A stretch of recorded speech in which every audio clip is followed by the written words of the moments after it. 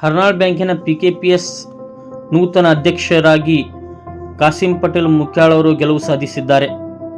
ಉಪಾಧ್ಯಕ್ಷರಾಗಿ ಕಾಶಿನಾಥ್ ದೇಸಾಯಿ ಅವರು ಅವಿರೋಧವಾಗಿ ಗೆಲುವು ಸಾಧಿಸಿದ್ದಾರೆ. ಹರ್ನಾಳ್ ಪಿಕೆಪಿಎಸ್ ಅಧ್ಯಕ್ಷ ಮತ್ತು ಉಪಾಧ್ಯಕ್ಷ ಸ್ಥಾನಕ್ಕೆ ಚುನಾವಣೆ ನಿಗದಿಯಾಗಿತ್ತು.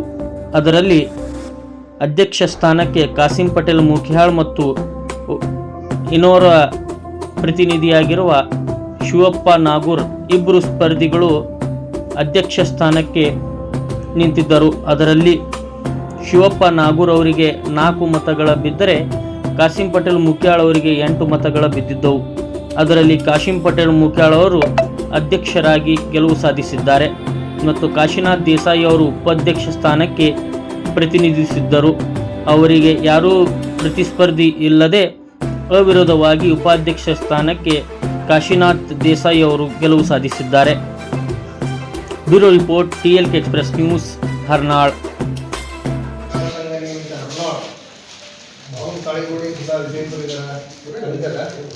ಪದಾಧಿಕಾರಿಗಳ ಚುನಾವಣೆಗಿದ್ದು ನಾಮಪತ್ರ ಸಲ್ಲಿಸಬೇಕು. ಈ ದಿನ ಅಧ್ಯಕ್ಷ ಸ್ಥಾನಕ್ಕೆ 2 ನಾಮಪತ್ರ ಸ್ವೀಕಾರ ಮಾಡಿದ್ದೀವಿ.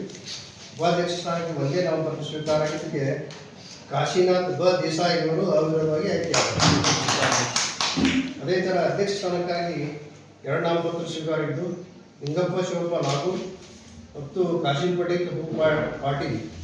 ಈ 2 ನಾಮಪತ್ರಗಳ ಮತದಾನ ಪ್ರಕ್ರಿಯೆಯಲ್ಲಿ ಕಾಸಿಂ ಪಟೇಲ್ ಪಾಟೀಲ್ 8 ಮತ, ಲಿಂಗಪ್ಪ ಶಿವಪ್ಪ ನಾಗೂರ್ 4 ಮತ, ಕಾಸಿಂ ಪಟೇಲ್ ಪಾಟೀಲ್ 8 ಮತ ಗಳಿಸಿ ಅಧ್ಯಕ್ಷರಾಗಿ ಆಯ್ಕೆಯಾಗಿದ್ದನ್ನು ಘೋಷಿಸುತ್ತೇನೆ.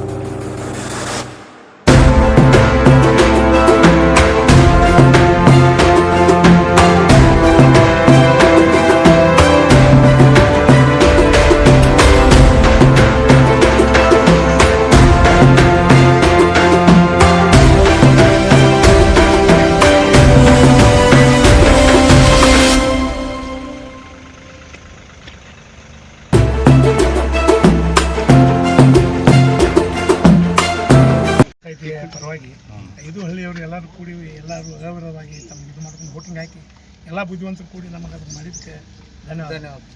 ಈ ಸಂಘವನ್ನು ಅಭಿವೃದ್ಧಿ ಕಡೆಯಲ್ಲಿ ಯಾವ ರೀತಿಯ ಪ್ರಯತ್ನ ಮಾಡ್ತೀರಿ? ಎಲ್ಲ ರೈತರ ಸಹಕಾರದಿಂದ ಅದು ಅಭಿವೃದ್ಧಿ ಕಡೆ ಹೋಗ್ತೈತಿ. ನಮ್ಮ ಕಡೆಯಿಂದಲ್ಲ, ಎಲ್ಲ ರೈತರ ಪರವಾಗಿ ಅದು ಮುಂದೆ ಅಭಿವೃದ್ಧಿ ಕಡೆ ಸಾಗುವಂಥ ಕೆಲಸ ನಾವು ಎಲ್ಲ ರೈತರು ಕೂಡ ಮಾಡ್ತೀವಿ. ಅಲ್ಲ, ಈ ಚುನಾವಣೆ ಆಗಿದೆ, ಈಗ ಅವಿರೋಧವಾಗಿ ಆಗಿಲ್ಲ, ಚುನಾವಣೆ ಆಗಿದೆ. ಭಾಳ 4 ವರ್ಷದಿಂದ ಅದು ಕಂಟಿನ್ಯೂ ಒಂದು ಇದರಿಂದ ಹೊಂಟಿತ್ತು. ಈ ಸಲ ಒಂದು ಬೇರೆ ರೀತಿಯಿಂದ ಮಾಡ್ಬೇಕಂತ ಎಲ್ಲ ಕೂಡಿ ಮುಖ್ಯಕ್ಕೆ ನಮಗೆಲ್ಲ ರೀತಿಯಿಂದ ಎಲ್ಲರೂ ಸಹಕಾರ ಕೊಟ್ಟು ಮಾಡಿದ್ದಕ್ಕೆ ಅವರೆಲ್ಲರಿಗೂ ಧನ್ಯವಾದಗಳು. ನಾವು ಪಾರ್ಟಿ ಭೇದ ಭಾವ ಇಲ್ಲ, ಎಲ್ಲ ರೈತರನ್ನ ತಗೊಂಡು ನಮ್ಮ ಒಗ್ಗಟ್ಟಿನಿಂದ ಕೂಡ್ಕೊಂಡು ನಾವೆಲ್ಲ ಇದು ಮಾಡ್ಕೊಂಡು ಹೋಗ್ತೀವಿ. ನಾವು ಪಾರ್ಟಿಯಿಂದ ಏನು ಮಾಡಂಗಿಲ್ಲ, ರೈತರದ್ದು ಇದು ಪಾರ್ಟಿ ರಾಜಕೀಯ ಇದರಿಂದ ಏನು ಆಗುವಂಥದ್ದಲ್ಲ. ಒಳ್ಳೆ ರೀತಿಯಿಂದ ಆಗುವಂಥ ಎಲ್ಲ ಸಹಕಾರದಿಂದ ಒಳ್ಳೆ ತನಕ ನಾವೆಲ್ಲರೂ ಸಹಕಾರ ಮಾಡ್ಕೊಂಡು ಹೋಗ್ತೀವಿ. ಬೆಳವಣಿಗೆ